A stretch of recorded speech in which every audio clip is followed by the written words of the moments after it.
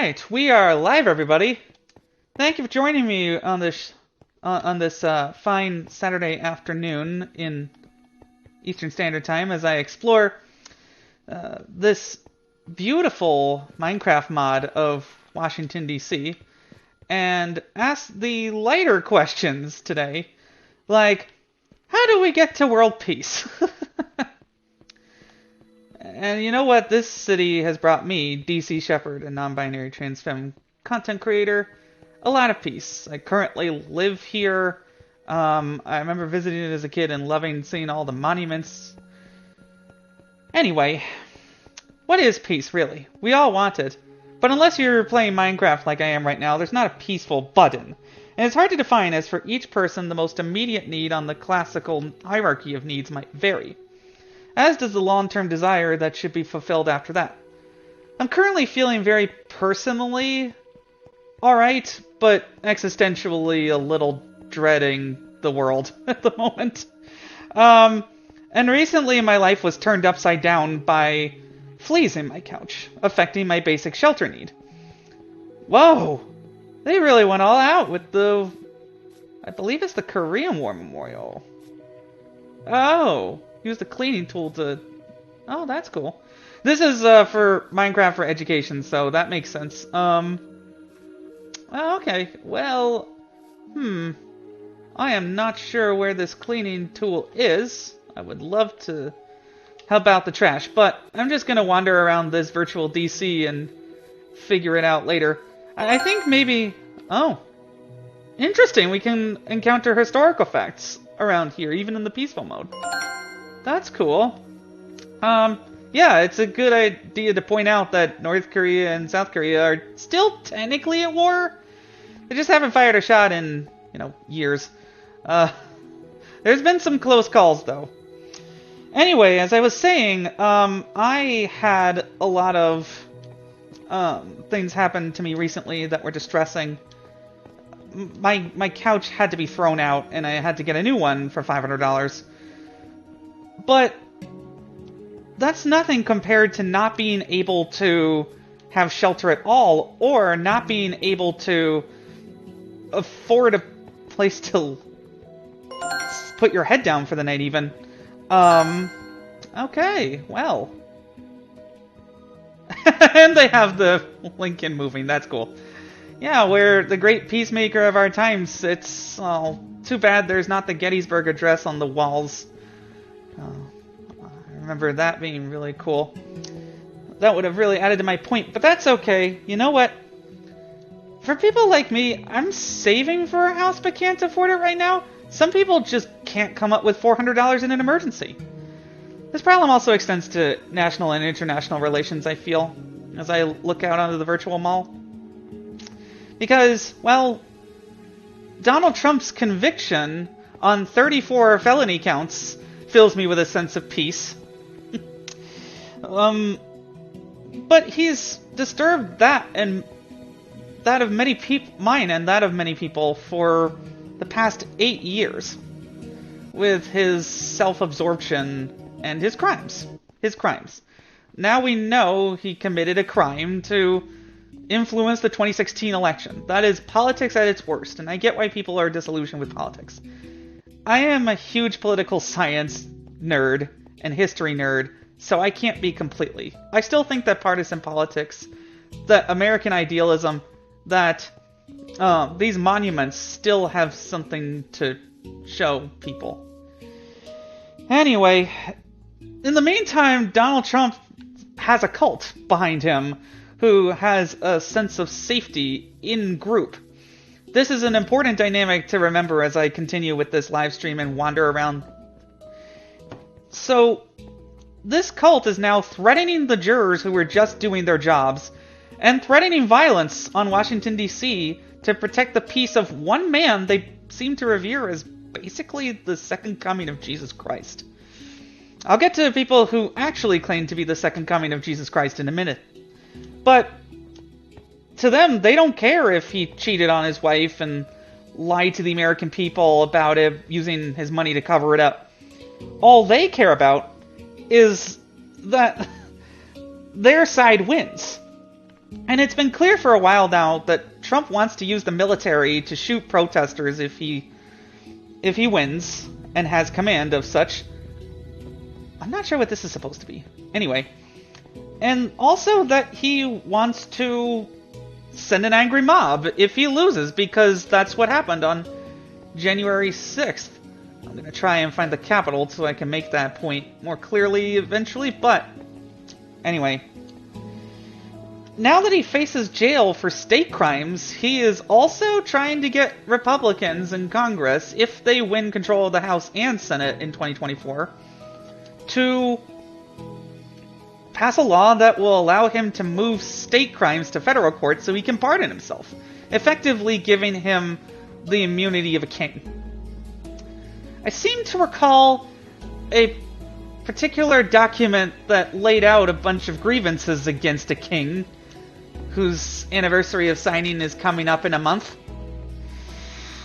I don't think it's partisan of me to call out balls and strikes like this, because it's important for democracy, and that is also incredibly important for my safety and my sense of peace, and that of millions of people who otherwise might have to flee for their lives from the country that they love that has been taken over and turned into Hungarian-style fascism.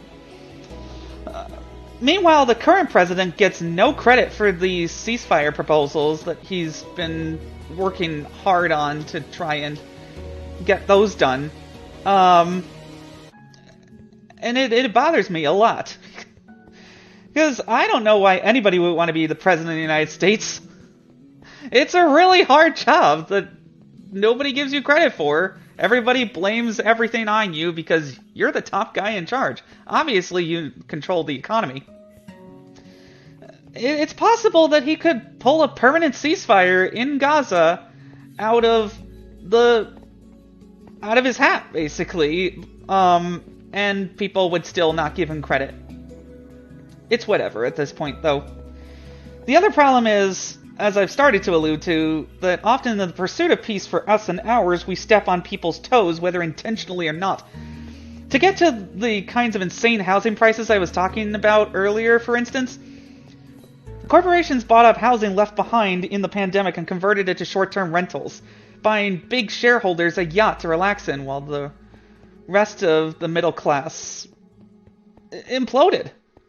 I mean, right now, Exxon just bought Guyana's entire oil fields for $53 billion. Who cares if the Amazon turns into grassland, dooming the entire planet, as long as their quarter is going up? As long as line goes up, nothing matters to them. That's their piece. But it's conflicting with the existence of life on Earth. And you know what? Like, sometimes even the most well-intentioned people get bogged down in the details because vision is easy and details are hard. That's one thing that anybody who's watching this should take away. Vision is easy, details are hard. I'll admit, I've fallen into this trap myself. I think this is supposed to be the Treasury building. Or no. I think it's the Library of Congress. Ooh. That's cool. Yeah, this is the Library of Congress. Oh, I need to go there for real sometime soon. It should be my happy place, but, well, I haven't really managed to get out to libraries because of all of the stress. I will soon, though. Anyway. Speaking of stories, I wanted to invite friends to write a story together, to lift all of our literary careers up. Because none of us have been published before, while creating more authentic world building. Because I'm sorry, I don't mean to break the windows, I just need to get out of here. Because it would create more authentic world building from multiple perspectives. Instead, we ended up fighting a bunch about stupid shit that didn't matter. I think that's a Supreme Court. Maybe? Oh no, I think it's a museum. It's hard since it's not really all that well labeled. Anyway, we ended up fighting about stupid shit that didn't matter. we said hard things to each other. Sometimes people do that when they're... Can I get on this bike? That would be neat. Never mind. When people get caught up in emotions, sometimes they just say stuff to each other that they can't take back.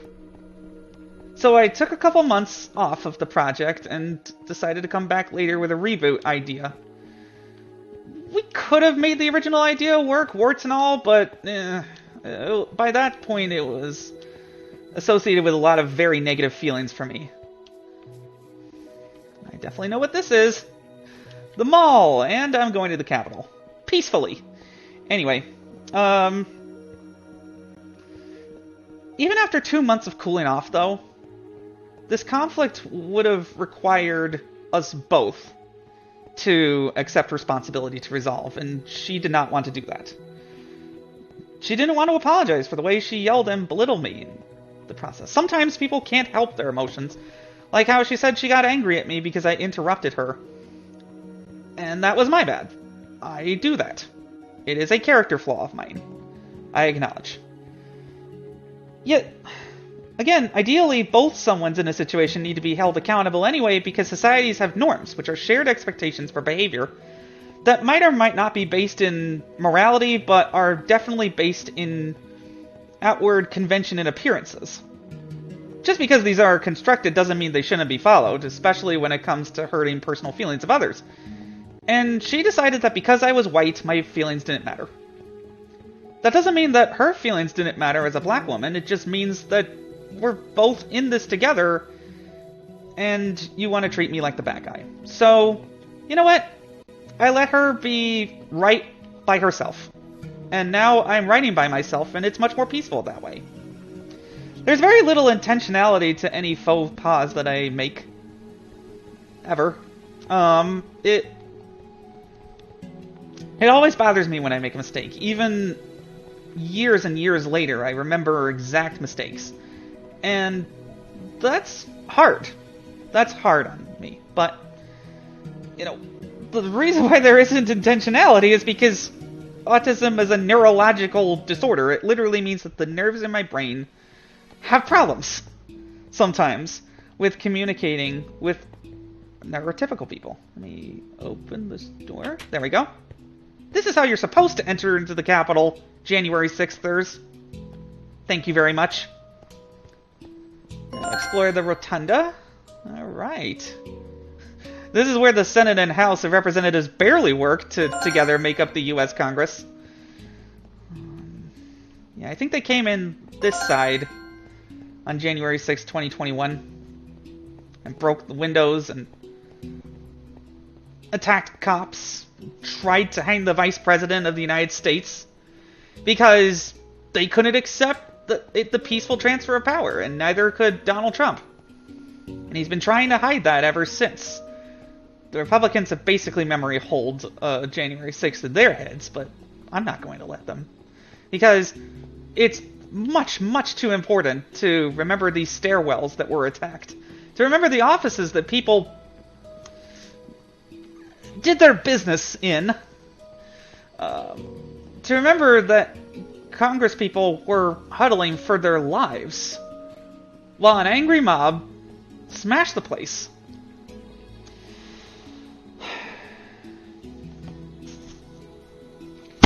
Back to autism for a minute. Sometimes people just say that we're making excuses when really we're not. We're just trying to explain that, yeah, you know what, my bad, I didn't understand this. In fact, they may even expect the opposite of total condescension because of the minstrel theater of unrepresentative stereotypes about autistic people, like Rain Man and The Big Bang Theory, that tell us that an entitled smart aleck jerk is supposed to be how autistic people are societally supposed to act when they've overcome autism by imitating the outward forms of humanity, such as responsive speech on command and not stimming, since neurotypicals often can't understand the self-calming benefits of major stimming. I started doing that again in my private time recently, and it felt like such a relief. The amount of peace that I felt through my whole body and anxiety relief, is still something I'm comprehending in therapy, which is also important for a lot of people to have, and also people can't afford, which also makes me angry. In any event, once you realize that the rules are constructed by the wider society so that you never win no matter what you do, you still try your hardest to succeed by hiding who you are, only to burn out. This insidious process is called masking. And this is something far too many people from far too many neurological and racial and sexual and gender minorities feel no matter what they do. Again, I can relate the example of an autistic friend who turned on me after I accidentally recorded my conversation with a third party with the Raise to Talk feature that I forgot to disable on my iPhone. After I sent that voice message to him also by accident, all the problems that I'd ever had with him boiled over and I had to end our friendship for my own peace. Before that point, I had been putting a lid on everything that bothered me for the outward unity of my friend group.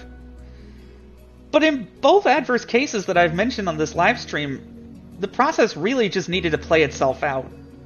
Sometimes I kick myself for wasting time with these people at all. But then I realize, and to quote myself from an email that I wrote about this, someone like that masks their meanness well and goes into Congress or Wall Street or doesn't matter very much at all. And I keep learning something anyway, over and over. See, in those examples, it was probably better to have not been in my ton. But I'm the peacekeeper. I was that in my marriage. Heck, I did that for an online boyfriend who broke out with me because the very idea that I would send him music at all was traumatizing, and he refused to explain why. Again, I get trauma, I get, like, having different perspectives on things, but if you don't explain something, how am I supposed to know?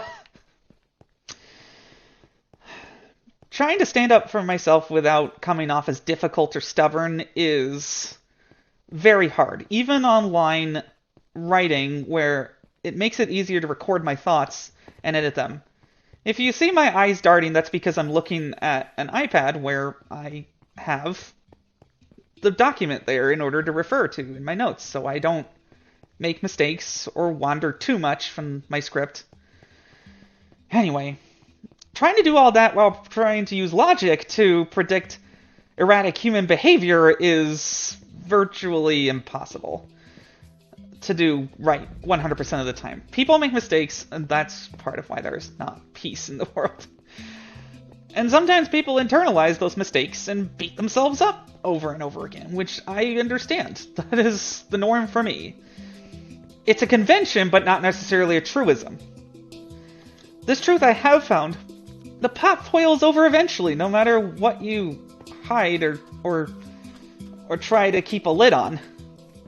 Whether that's people rising up against an unjust government, or a marriage where one person bent over backwards for another. No matter how much I tell myself this, I trust pretty easily, because autistic people trust easily. We accept straightforwardness from people.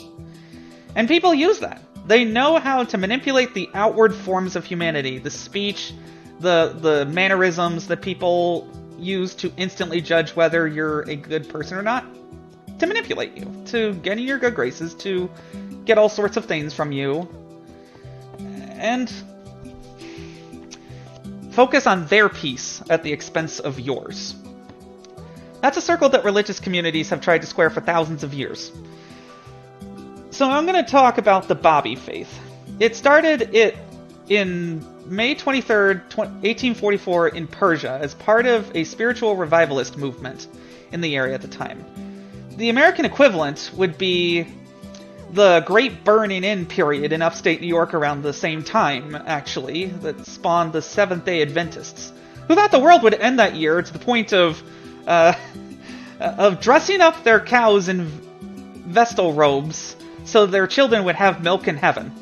Because they thought it would be that soon. They would just be raptured, and they wanted to make sure their kids had milk in heaven. But when that prophecy later turned out to not be true, they just reinterpreted the prophecy differently and kept carrying on.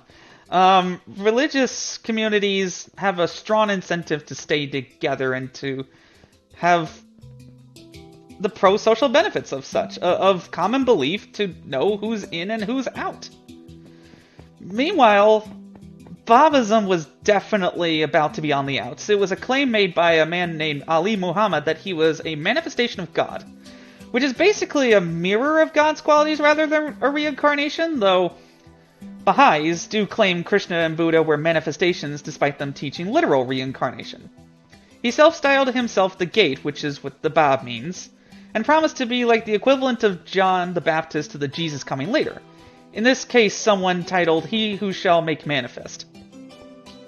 There's some dispute over whether this was supposed to be anytime soon, but what ended up happening was the vast majority of Muslims believed that Muhammad is the last prophet, and so the Bab was deemed an outsider and jailed by the Persian authorities.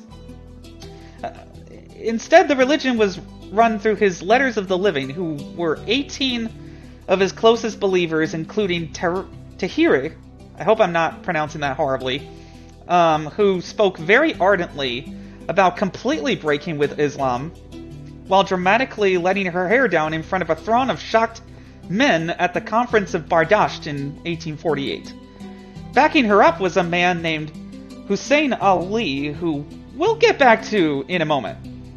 Later that year, though, in order to rescue a fellow follower named Qudus, who was placed under house arrest, another Babi named Mullah Hussein. These names are very hard to keep straight sometimes for me, and I'm a history nerd. Oh, I think this is the National Building Museum, by the way. But anyway.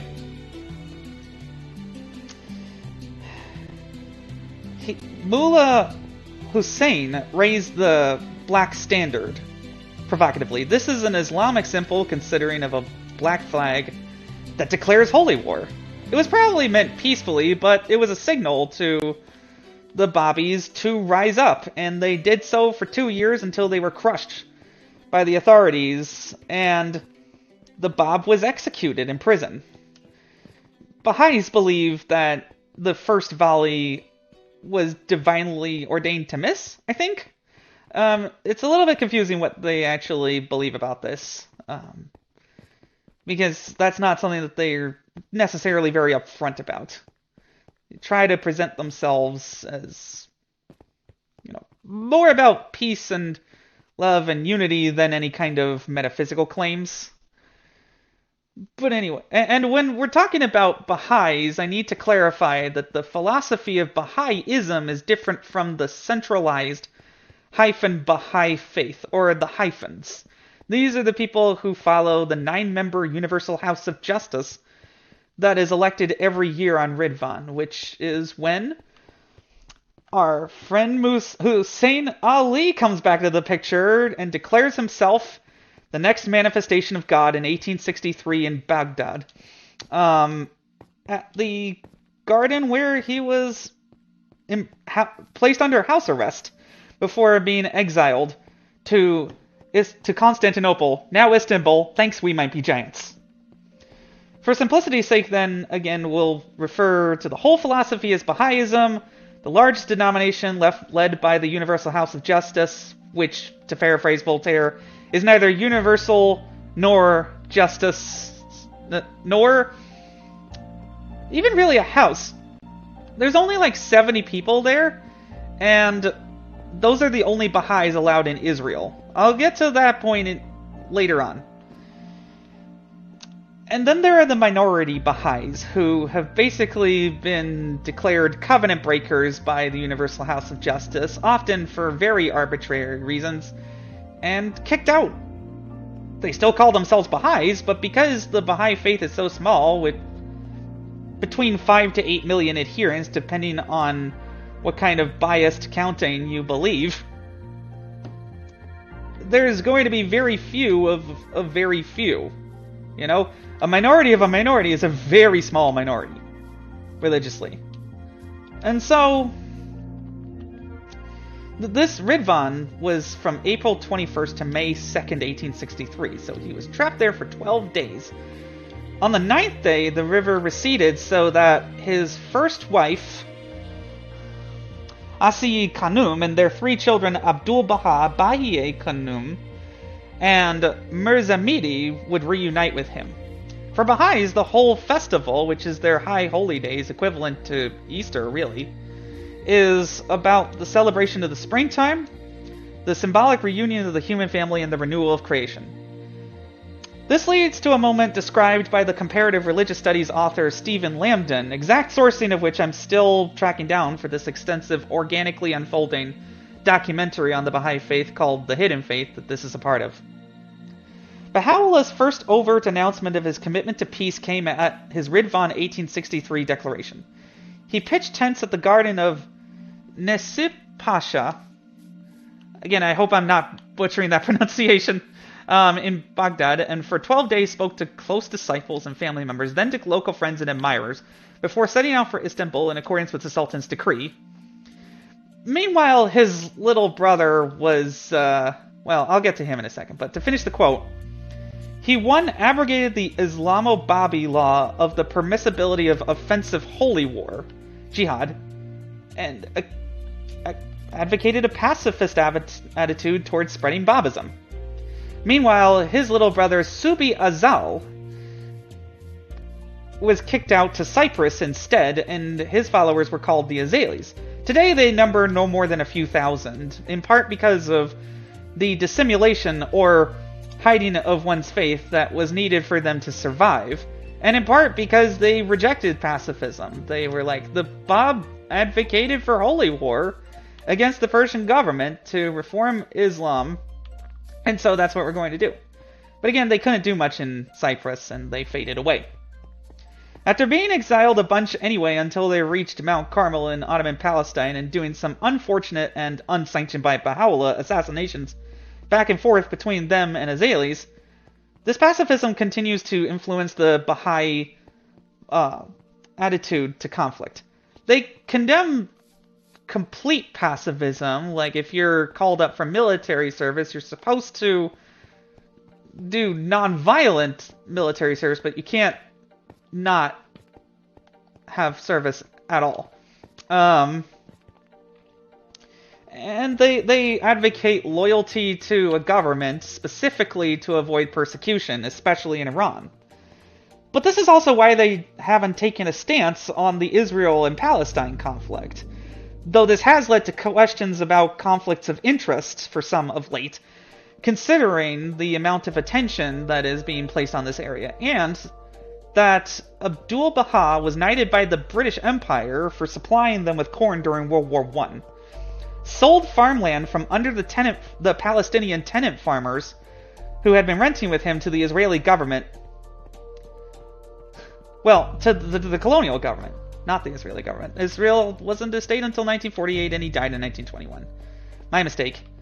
But anyway, later on, the UHJ were allowed to keep their headquarters and their absolutely beautiful gardens in Haifa, Israel, in return for a ban on teaching Baha'ism, with only their staffers allowed in. That's why there's only 70 Baha'is in Israel. Clearly keeping their nose out of things worked for a long time, as a lot of the other Muslim messianic revivalist movements, such as the Ahmadiyas, were persecuted, and they were able to survive. In part, this was because after being in prison for 40 years, under house arrest, but still, let me just swim carefully up to the Jefferson Memorial. And, yeah, a memorial to a slaveholder, that's gonna be fun to reconcile for me. It's been a process. As someone who loves American history, to come to terms with its uglier side. That should be how we all do that. Respecting their achievements while pointing out their ugly sides or their faults, because people are people. And Abdul Baha tried his best to keep a united community together, but he didn't think about these things. He didn't think about the tenant farmers before he sold the land. And, well, he thought about going to Europe and the US. He almost boarded a ticket to the Titanic, which that would have been a disaster, literally, for him, and he could have died. But he did visit later, and helped it to become the fastest growing religion in the world at the time by taking advantage of the strong wave of Western spiritualism back then. Without a single holy war, as Christianity or Islam had done to stamp out competitors. This is part of the reason why right now the growth is kind of stagnant, because in progressive areas, they're not progressive enough, and in conservative areas, they're not conservative enough compared to Christianity and Islam. In any way, record-keeping of membership sizes in the Haifan denomination continues to be inflated by the administration in order to constantly have a positive narrative. That's the only one allowed in to their information bubble. And like any dictatorship, that means the information is generally poor. Besides, to get to growth to peace on his terms, Abdul Baha won a succession fight with his little bro, Mirza Mehdi, who then started the Unitarian Baha'i Faith that focuses just on Baha'ullah's teachings. Without a succession, without a line of interpretation that the Haifans believe is absolutely necessary to prevent errors, to prevent schism, and that they insist, against all evidence, has continued to be united to this day. In the process, Abdul Baha also excommunicated most of his family from Baha'ullah's second and third wives because they supported Mirza.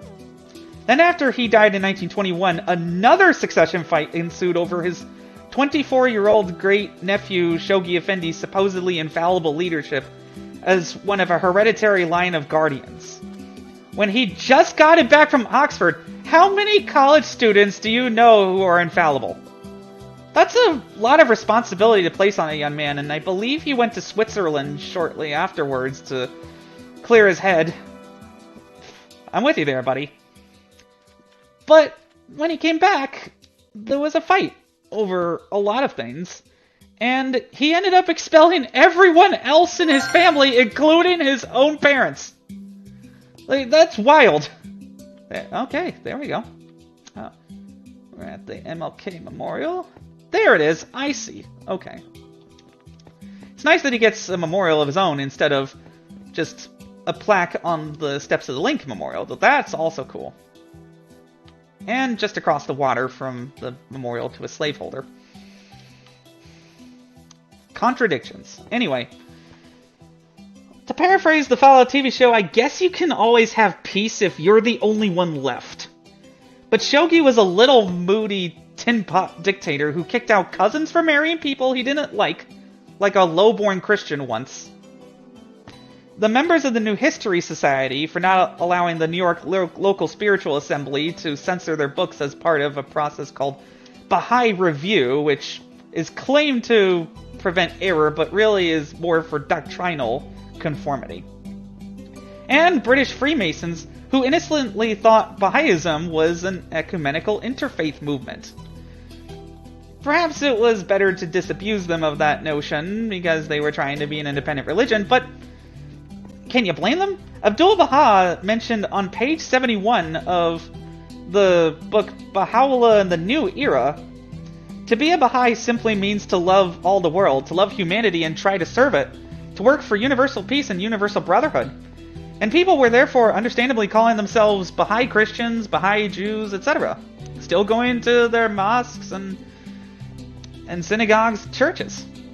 Other people he impressed when he visited the US included the creator of Esperanto, Dr. L.L. Zamenhof, who he also praised for wanting to create a universal auxiliary language, which is another tenet of Baha'ism. It's hard not to say reflexively Baha'i Faith because I was only exposed to the Haifans. They're the ones with the offices. And about 300 people in Washington, D.C., which hasn't changed since 2006. At least on the rolls. Because the Haifans claim 177,000 members in the United States, but 100,000 of those have bad addresses. That's not really all that useful. And most of the Baha'i population is of an older age, due to this not progressive enough for the West, not conservative enough for the developing world trap that they've gotten themselves into. By trying to be everything for everybody, they were everything for nobody. And then the other group that Abdul Baha impressed were feminists, who would never have gotten a hearing from their religious leaders and were able to, really ask pointed questions, and he was calmly able to respond. That was refreshing, I'm sure, for a lot of American feminists who were fighting for the women's right to vote, and having a Persian mystic agree with you, that adds some weight. And a religious leader at that. Shoghi instead called the latter group ardent in a snide way in a letter for questioning the Baha'i principle of equality of men and women, when women couldn't and still can't be on the Universal House of Justice. To this day, Haifan Baha'is hand-wave this away for their own peace because it hasn't been explained, but, quote, the reason will become as clear as the midday sun, and generally the message has been, if you don't like it and have joined, keep quiet or leave. And many people do, either voluntarily or after being disenrolled for various tiny things like getting married without saying, verily we will abide by the will of God. Hence the subtle, not pressure, I think, after reflecting on it again, but subtle social cues that it was better to not make trouble, and so I signed a document that I didn't believe in to a God that I don't think exists. And I had to be the one to conform for their unity, for their peace. There's always someone on the outside, isn't there? I, of course, kept my mouth shut, when perhaps making trouble then by canceling the wedding would have saved me and everyone else a lot of trouble later. Another thing is that can get you expelled is having the appearance of homosexuality. A quote used to describe one transgender person who was a male-bodied person dressing in female clothing. They were like, it calls into question any roommates. I'm like, wow, you're just jerks to transgender people. Because you only accept them if they get expensive surgery. And then, get legal ID cards that reflect that. Which is not easy for trans people in many places. And it also presumes the existence and validity of a gender binary, which is not the case. So they have no conception of non-binary people either. I'm so glad I never converted. Because if I had, I am the kind of kid who, at age 8, said, why are we eating Jesus? I simply cannot help but question flat narratives. A lot of autistic people are like that, but even without that, if I was super into history, then I wouldn't be able to write about it without review. If I wanted to put Bahaullah in a novel, I couldn't. Because of some reverence thingy. It's very weird. None of this will ever be cleared up, though, since Shoghi never had any children with his wife, and didn't leave a will, so when he died of Asiatic flu in London in 1957, that was the end of the Guardians after one of one vintage. According to the Hands of the Cause of God, anyway, who were basically the executive branch of this and decided to become the legislature early. And that there were no more guardians, and they would be the ones that would not technically interpret the sacred scriptures, but they're the ones with the sources, and they're the ones who can legislate on everything that isn't interpreted on by the guardian and stuff. So yeah, theoretically they basically interpret it anyway. I did not realize this map was so extensive. Or that Washington, D.C. apparently had a desert biome. So let me get out of here. They just made themselves the UHJ in 1963. And that's the end of history to them. Or if you believe the Tarbayat Baha'is, the Orthodox Baha'is, the Heart of the Baha'i Faith denomination, the Baha'is under the protection of the Covenant. His assistant, Mason Remy, believed that because he was appointed to the head of the International Baha'i Council, and that was the executive branch, and that the Guardian was supposed to be the executive, that basically made him the vice president who automatically succeeded the president, in this case. That led him and the entire National Spiritual Assembly of France to be expelled. And deemed covenant breakers for trying to cause division. All they were really trying to do was clear up this mess that Shoghi Effendi left behind. Because, again, as much as they like to claim that they're united, and they always have been, there have always been power struggles, and there continue to be. But, anyway. From then on, the UHJ has basically used doublespeak to act as a clergy in all but name, seeking outward unity at the expense of internal dissension being heard out, such as Dialogue magazine being closed down in 1988 before they ever gave their list of reasonable proposals for change, opposition candidates not being allowed in Soviet-style show elections held each year on Ridvan due to a ban on nominations, and the natural inclination of people to trust the people who seem to have everything under control. And you know, I get it with how partisan the US is right now, but part of the reason I never converted is because I am a huge politics nerd. I wanted to be president when I was 5, and I went to Washington, D.C. and college to try to make a difference. Okay, let me just break this then. Sorry for creating a pothole, Washington, D.C. government. But, wow, this is a cool airport. Oh, neat. Okay. The latest report saying, again, we have 177,000 members, but 100,000 people have bad addresses, and they still count somehow. Kicking out Daniel Ore for getting married to his husband in 2008. I haven't been able to refine the letter about that, but he has spoken in some videos about his experience.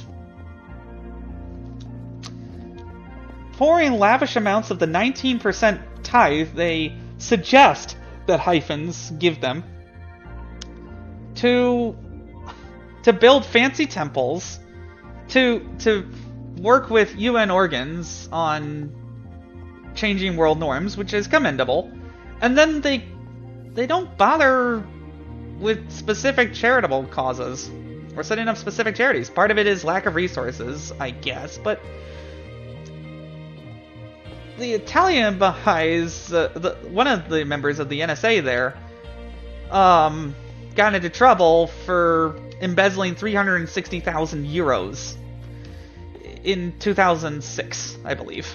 And this tithe is called the hukukula, which, again, is supposed to be optional, but in your will, they take a percentage after your heirs, and I believe it's 2/3 of whatever is remaining, which feels creepy. It just feels ugh for some reason. I don't know why, but what a monolithic, sluggish, and out-of-date organization. Of course, they'd say the secularists like me are the ones that are out of date, but if Baha'ism was going to really take over the world, it would have done so in the 1900s and maybe later in the 1960s. But they purposefully slow-rolled the growth of black people in the Baha'i Faith to not get voted out. And, well, any young person who is seriously considering converting to the hyphen denomination of the Baha'i Faith should know that it very much functions like the Roman Catholic Church. Ecumenical to some extent, collegial to some extent, but oh, hey, that's a cool museum way of doing that. But again, if you're in, then you can never really leave, having still been a true Baha'i. It's no true Scotsman all over again. It's just the same religious traps that every religion falls into in an attempt to protect their dogma. eventually you cannot independently investigate the truth. Because they have the truth. Because the Universal House of Justice claims to be infallible. There's also the world government stuff, the aspirations and such. Many, such as the disenrolled theology researcher Sen McGlynn, take the view that a future Baha'i majority world would respect separation of church and state, but to the UHJ, the lesser peace where nations are loosely united is coming soon, though they said it was coming in 1963, and then they also said that it was coming in 2000, and conveniently, once again, ignored the prophecy in order to keep their group together because of the strong social incentives.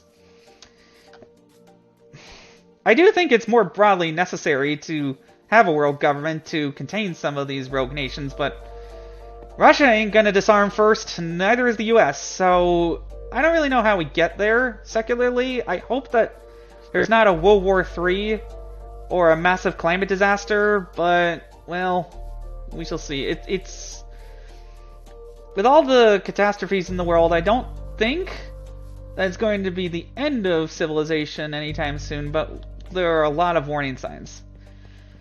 And this is for Haifans, the signal, once again, for the 60th time, of a calamity coming that will just sweep away everybody else and allow them to win. Sen, when reviewing my original video called this dystopic, I'm not backing down from that. This is absolutely a dystopia. Because, really, any utopia always has a dystopia side. It's a utopia for someone else, it's a dystopia for someone else. Right now, it's a utopia for Elon Musk. And he'll not care about his employees for whom this is a dystopia. Like, there's always a flip side.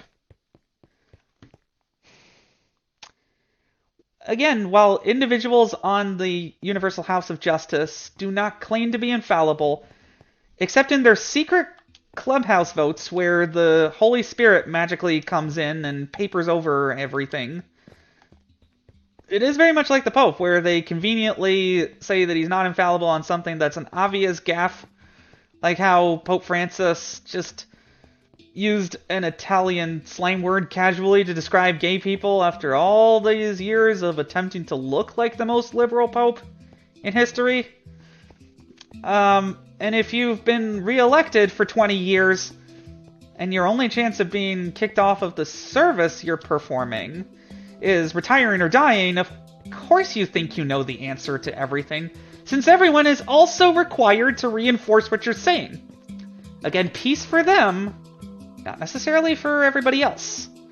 It's almost like that scene in Attack of the Clones where Padme says, well, the people don't always agree, and Anakin says they should be made to.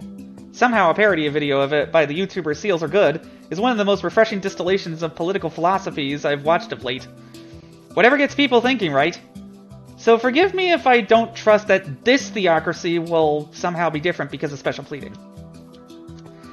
As for people who are watching this live stream and thinking, truly independently investigating, and thinking about things I could never have regarding bringing peace into your localities, your states, your provinces, your countries, the world, I hope that many are nodding their heads solemnly while thinking about parallels between Trump and Shoghi-style authoritarianism, as well as how to avoid charismatic movements manipulating community incentives and twisting first principles to support their power forever.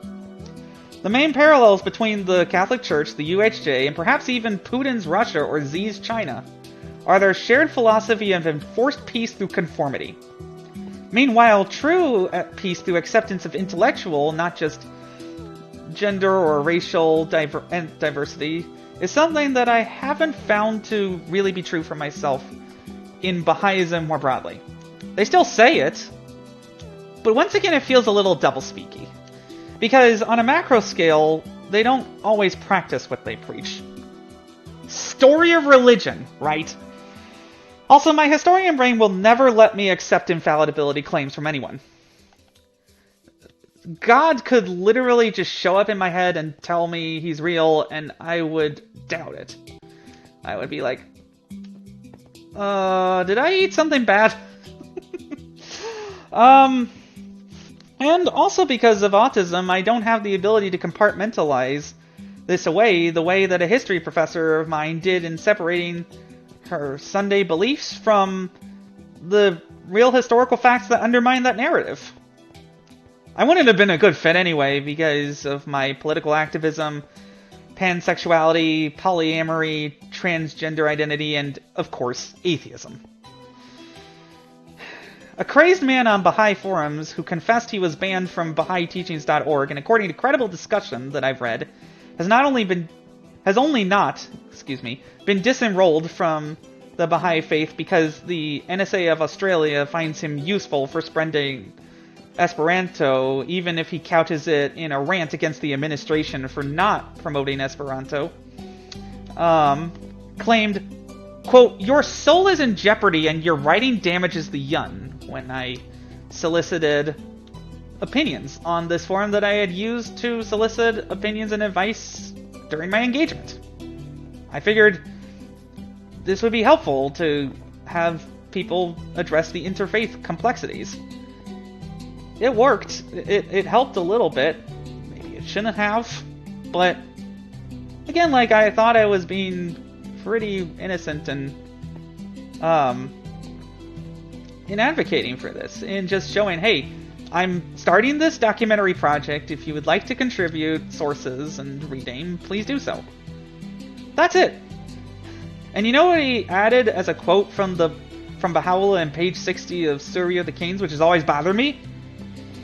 "Know thou for a certainty that whoso disbelieveth in God is neither trustworthy nor truthful. This indeed is the truth, the undoubted truth.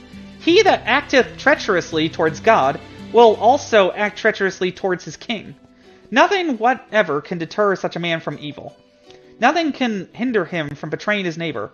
Nothing can induce him to walk uprightly."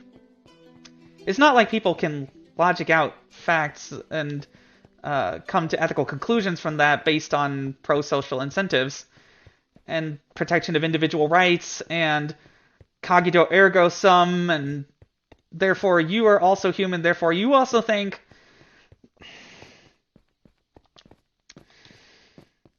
To which I would also respond, most children after the age of 5 don't need Santa Claus to keep a list, check it twice, and find out who's naughty or nice. I could have addressed every one of his points, but without accepting Baha'ullah's appeal to his own authority, which is a logical fallacy to me. His words about unity and peace and equality are just that, nice words, without divine import. Which is not a bad thing. Like, I like to take parts of philosophies that I like to help inform my own, and the Baha'i Faith has helped me to be a better person by association with its principles. Well, again, Baha'ism, the philosophy, not necessarily the Haifan administration. Because I don't think that your ordinary Baha'i on the street is in a cult, or is aware that they're in a cult, but UHJ certainly is a power cult that acts to perpetuate itself. Even in groups, again, that claim to be unifying, there is always another. To support Utopia, there must always be an Omelas who must suffer. Until we cover that, we'll never have perfect peace. Maybe we shouldn't even, because the story that talks about this, Ursula K. Le Guin's The One Who Walks Away from Omelas, shows that it's better to reject peace if someone suffers. Or at least reject the claims of being a utopia. That was one of the points that divided me and my friend, was, is it possible to have a utopia in this story? I don't think so. That doesn't mean that I don't like, that I didn't like what she was bringing to the table, but in a story, if characters act perfectly, then people don't believe it. Because it's impossible. Such a world, if it existed, would be objectively better, I think, still. Oh, hey, the White House. Cool. Found you. So, continuing on.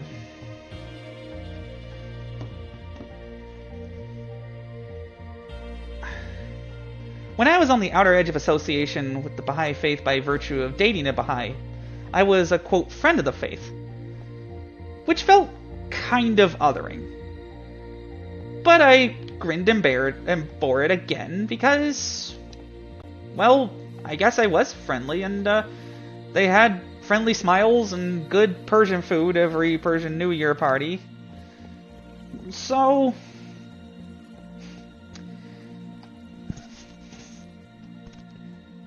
I was a nerd, but I was able to maintain friendships, and I still do to this day with some of them. And some might think it's a little strident, but I'm just trying to speak my truth. While still respecting all positions. I mean, there are reasons why the UHJ does what it does, but to call them infallible, it's totalizing and circular logic, and you cannot run a society or a world government on circular logic. You need checks and balances between the executive and the legislative and the judiciary. And the UHJ does not believe it is accountable to its voters. It believes it's accountable to God. Until God can be called up on the phone freely and asked for comment, I will never believe that. It's just too far-fetched to believe that certain decisions made at certain times are infallible. I mean, somehow some way there must be some final court. But another court that reigns forever, the Supreme Court, is acting basically like the House of Lords. And that bothers me a lot.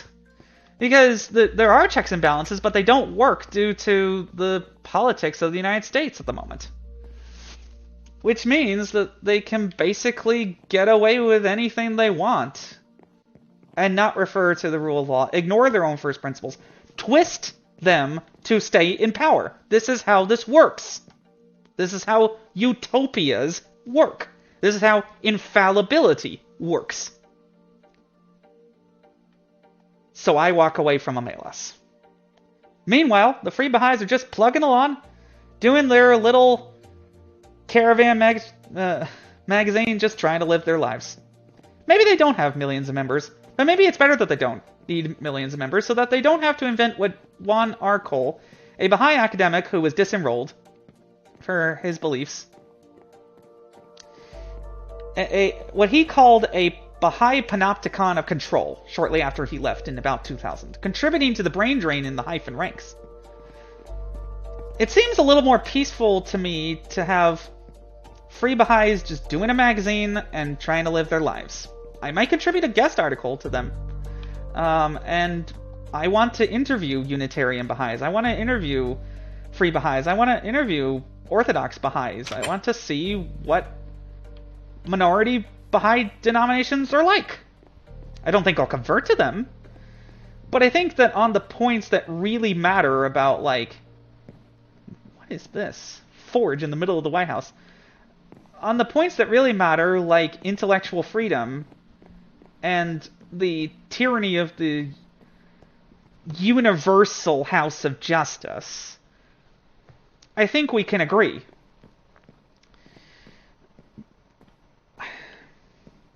It would be nice to make a video relating to them specifically. A lot of it will probably come after I describe in more detail Shoghi, Effendi, and the end of the guardianship. As for myself and my piece, because that's what I'm trying to think of more, instead of for other people at my own expense, maybe getting hormones and feeling more comfortable in my non-binary but feminine-leaning gender presentation as a result will enable me to find true peace. But I am holding off looking into those until Joseph Robinette Biden Jr. is in the White House again and there aren't National Guardsmen invading Washington, D.C. In the meantime, I have found Unitarian Universalist All Souls Church. Unitarian Universalists don't ask you to give up belief in anything. They ask you to accept common principles. There's still a community there. There's still some level of... there's still... I don't know what that sound was. There's still some level of administration that needs to happen, but it's completely democratic for members who have donated. And I donated $100 because they were clear that they were giving 50% of that to the National Association from hang on, what is it?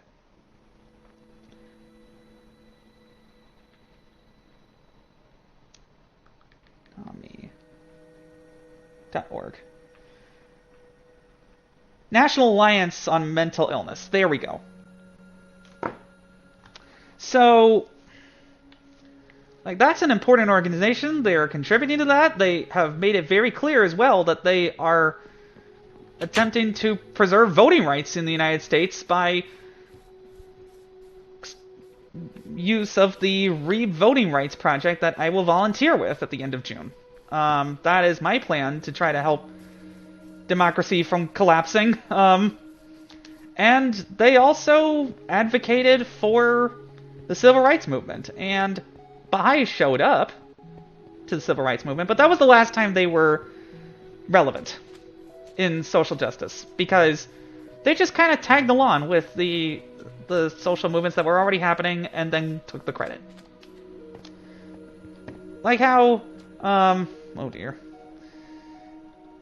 Like how they claim that the invention of the telegraph at the same time as the Bob's Declaration and the Seneca Falls Convention at the same time as the Conference of Bardasht means that somehow they were right. Which is, again, you're just taking credit for coincidences at that point. And that's unfair.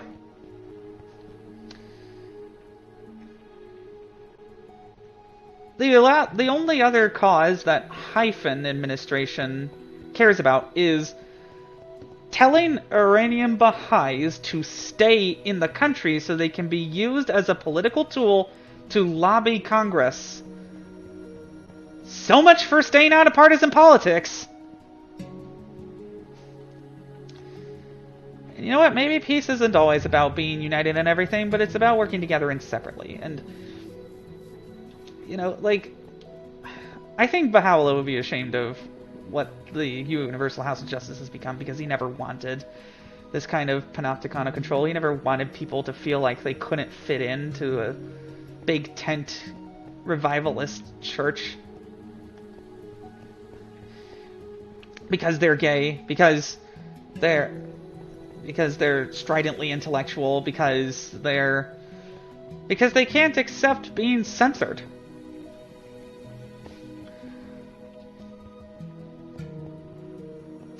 It's very saddening, all of it. I've seen in some sad stories about people feeling like they don't belong, about finally finding a spiritual home, but only after harassment and sadness and leaving. Something that they thought they really cared about. Again, I am so glad I didn't go in and then have to pull myself out, because I already had enough anguish torturing myself over Catholicism. Even though my parents pretty much just tried to teach, you know, let's respect everybody, and, you know, it wasn't really a religious household. That's not what that means. It's just that, like, I took these things very seriously and was like, oh no, I'm going to hell over the littlest things. Doesn't mean it was true, but, like, I still clung to that idea because I wanted to see my Nana in heaven. Like, that's a very powerful incentive. People need to carefully look at the things that they want to agree with, and then make sure the incentives aren't too strong to the point where it would be emotionally devastating if they left. And if they want to make a choice to convert to any number of the Baha'i denominations, they should be made aware of that. They should find out that the Orthodox Baha'is still exist, that the Unitarian Baha'is still exist, and that they have a home for them. That's what denominations are for. That's what the Protestant Reformation was for. That was what the Sunni Shia split was about.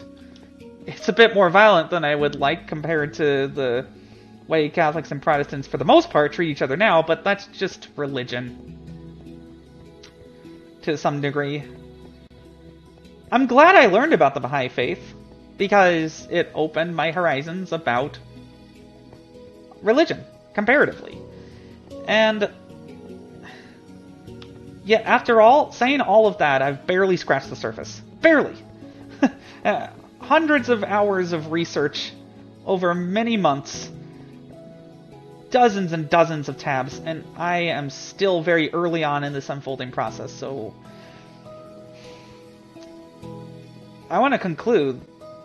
How do we get to anything from the broad statements that I've been making about being careful about social incentives and your own intellectual integrity to world peace? I don't really know.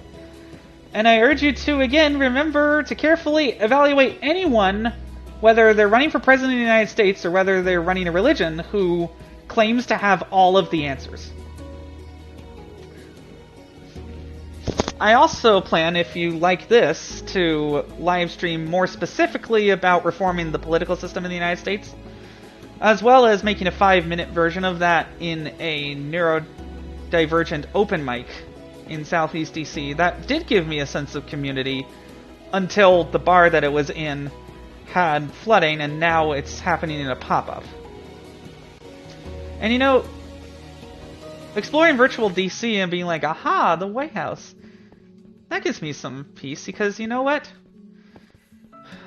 I want to feel like an 11-year-old kid again, who went to the Air and Space Museum and just was enraptured by human potential. By inventiveness, by science, by history. Maybe we'll get there someday. But at the heart of all religions, anyway, is the Golden Rule,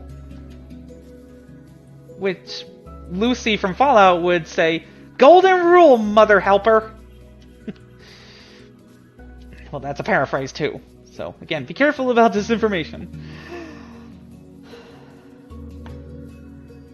But I'm gonna leave you all with this. My favorite quote of all time, and my North Star in life, comes from Robert Sawyer. The heart and soul of good writing is research. You should not write what you know, but what you can find out about. Stay safe out there and try to treat your neighbor the way you would want to be treated. For now, my piece will come by taking a shower, reading The Left Hand of Darkness by, again, the brilliant Ursula K. Le Guin, who I didn't appreciate in high school but want to. Eating something, maybe playing some Hellblade 2, maybe live streaming that if I'm really on a roll with that, and watching a movie or show, then relaxing for the rest of this weekend. And I definitely want to do that, any kind of political streams where I'm talking about this in this mod, because it is so cool how somebody put this all together to educate children in Minecraft about government and about DC and how it works. So I'll see you all later. You have a good one.